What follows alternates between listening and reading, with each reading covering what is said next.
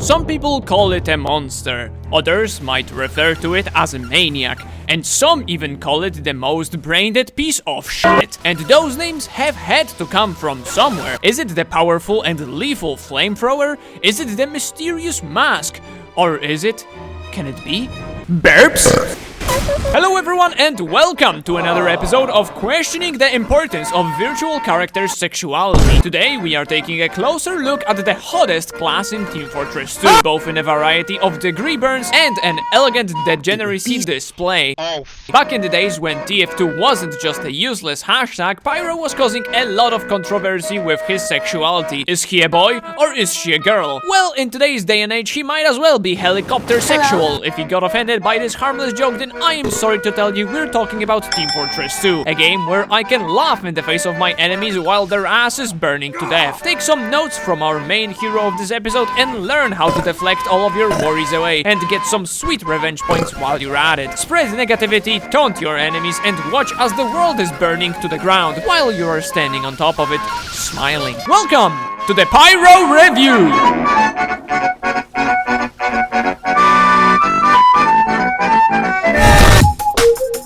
Pyro has always been a mysterious character, which is a good and a bad thing at the same time. From the plus side, we get the sickest and funniest visuals whenever we see the world through his eyes, but the bad side of it is that's it. Pyro doesn't have a compelling and deep character, he's just a pyromaniac with a delusional worldview that makes the most violent of destructions look like an infant's paradise. That doesn't mean it's boring or bad, but it's just shallow compared to the other mercs. But it's still better than what Engineer has been given. Let's start with the comics, where honestly, throughout all of them, I can only recall like 2 or 3 panels where I can say, yep, that's Pyro. He is an iconic character, but definitely a background one. Without him, the entire story of TF2 would be the exact same, and he's bringing comedic or story value only connected to himself. He barely interacts with anyone else, and with such a limited roster of characters, especially compared to other modern character-based games like Dota, League, Brawlhalla, or Overwatch 2, the interactions between all 9 mercs are very valuable, and that's the only major thing that is disappointing in the story segment of Pyro. Everything else is very enjoyable to watch unfold. Even if Pyro is presented in this lone wolf style, where he's the only one responsible for bringing in this merciless chaos, it's super fun to watch unfold. When he's not busy burning everything to the ground, he's always the kind of mute comedic relief that is seen doing something very harmless that is so out of place yet perfectly intact with his person. Both end of the line and expiration date animations show Pyro thrive in this scenario, either when he's playing with a deadly mutated piece of bread or when he's trolling his own team. Scenes like that wouldn't be possible without him, and even if they are just singular gags that are happening very rarely, they never fail to bring me a smile. And even something as simple as seeing him playing with a lighter while sitting in the waiting room in the ending of Meet the Medic is a perfect execution of a background character that might not bring enough to the table on his own, but he is adding that very precious spark to the rest of the TF2 roster of classes. The green team isn't real. Pyro's design has to be one of the most iconic figures in gaming history. While the mask isn't something super original on its own, combined with the rest of the fireproof suit, it creates this beautiful harmony. Unlike other mercs, Pyro isn't rocking any clothing in one solid color, but instead a delicate gradient of gray. Another huge part of his design that helps him be so recognizable are those gloves, which can be easily associated with firefighters, which doesn't make any sense as Pyro is a guy that makes you fight with fire, but it doesn't matter because to lean in even more into this trope, they also gave him the fire axe, the worst melee weapon for Pyro in this game. His primary weapon is laughably simple, a combination of 3 seemingly random props that are the gas canister, fuel nozzle, and a tube. Very solid. Going back a little to the story, or should I say character side of Pyro, his taunts have to be one of the most creative and funny animations in the entire game. Sure, blowing in a tube and chilling on a beanbag with chips is cool, but is it really on the same level as phasing into a wall to ride a pink toy unicorn, playing the classic TF2 songs on the world's smallest piano, or whatever acrobatics he's pulling off in partner taunts? As I said, this game could be the exact same without him, but he really does bring that cherry on top of our class roster with his goofy personality. Now going into the drip segment of this section, I have assembled this particular set for absolutely no reason, but before the spiky helmet came out, I was rocking a totally different set that was the Pyro astronaut, because I just adore launching those space missions, if you know what I'm saying. I can't wear both of these at the same time, so I decided to give you a little treat, my dear viewers, and this set you are seeing on screen right now could be yours, with the main prize being this space diver suit, which is a part of a rare space invasion update that is no longer available. Look, there's even a banana on it, so if you want to enter the giveaway, all you need to do is comment Pyro in space and join my Discord server so I can contact you in case you will be chosen as a winner. Good luck to everyone, and now let's get back to the video. Pyro is the most boring and linear class in the entire game. That is, if you are an Xbox sexual. Air Blast is one of the main reasons I find Pyro fun to play. There's no better feeling than making the enemies get a taste of their own medicine. But before I will praise this hated by the majority of the player base mechanic even more, let's talk about the primary fire first. Get it?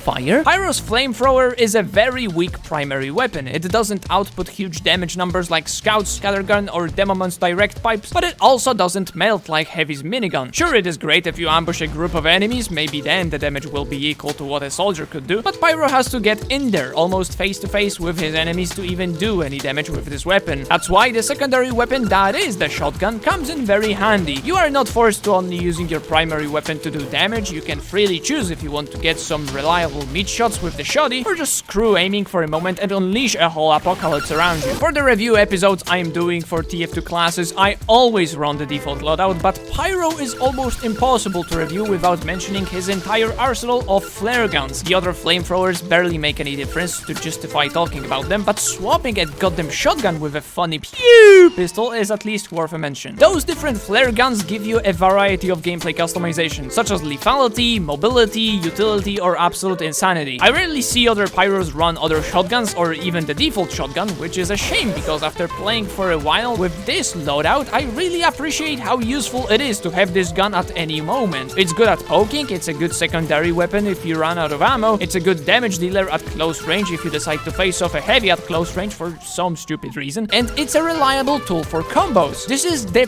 peak default secondary weapon as it excels at everything you want it to be.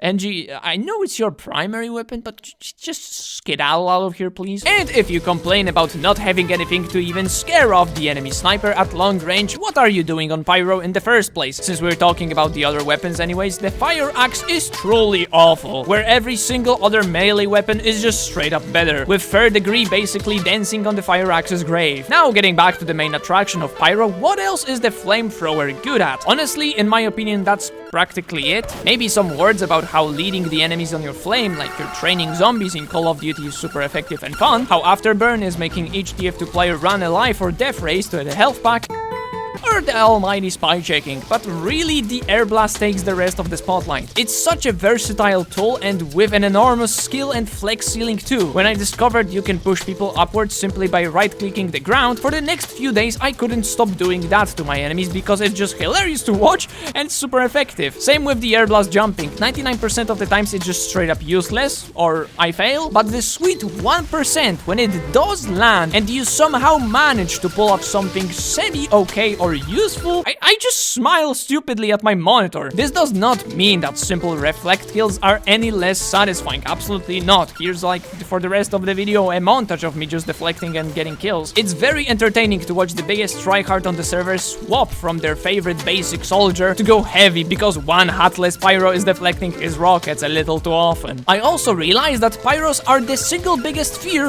of Kritzkrieg medics, as usually when they pop their sweet and precious Uber and their pocket projectile patient makes the smallest mistake in the mental battle of shoot or not shoot, the medic is the one who dies first from the deflected garbage. Also, while on the topic of counters, of course the long-range goblins will be a problem, but also the previously mentioned heavy weapons guy is phenomenal at melting you at close range and putting your silly flamethrower to shame. That's why it is best to simply push those fatties away, and snipers, you should I've got nothing. Thanks to the Air Blast, all projectiles deflected also gain a small damage buff in the form of a mini crit, which is, in my opinion, super unnecessary, just like the health points you get after extinguishing your teammates, or not. But I'll take it because this time it benefits me, so like the good, unbiased gamer I am, I'll allow it. I kind of went on a shortcut since I showed you guys already how to send people to space, but not the default way of pushing people away, which is also super effective for maybe perhaps pushing people off the map. And that's why this section of the video is sponsored by Upward. Upward is a payload map full of useful cliffs and dangerous edges. You can find random people wandering here and there, but the most fun comes in when the enemy team is forced to push the objective on this how perfectly placed curvy structure. Order now by sending a text message Burpy Boy to 999-666-999 and earn a double kill for the price of one. Disclaimer: all the slurs targeted at the Pyro Upward dweller after executing the funny clip burp are not a responsibility of the Hey Simply review series. Conclusion: I am obligated to speak positively about this monster because he's my fiance's favorite class, and it just so happens that I do not like sleeping on the couch. He's very unique with his air blast mechanic, but the flame part itself gets boring really fast. That's why making combos with him is super effective and